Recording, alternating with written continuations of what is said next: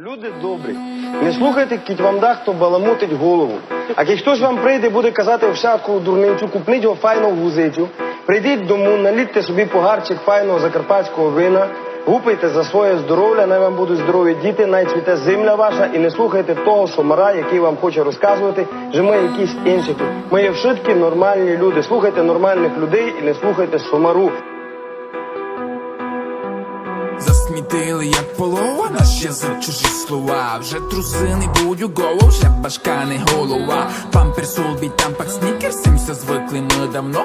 Та й п'ємо заморський лікер, а не рудноє вино. Та й п'ємо його із стакана, а не просто з погара. Вже не курва і путана, в неї утвір не діра. Ликиня женить по-руськи, обозвали джентльмен. На гавицю замість пуска джентльмени носять хрен. Курти-гаті, то є шорти, а без гатю то є ню.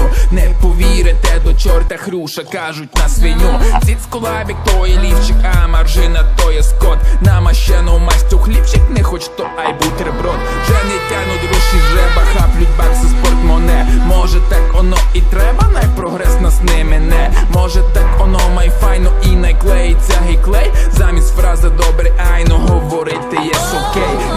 Знавуть всі народи, руснаки не простаки. Не лиш ліс у нас і вгоди, а й усякі язики.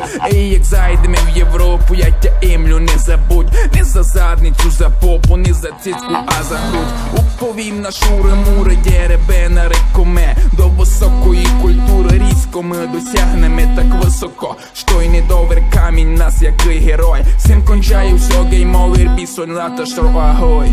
Пока.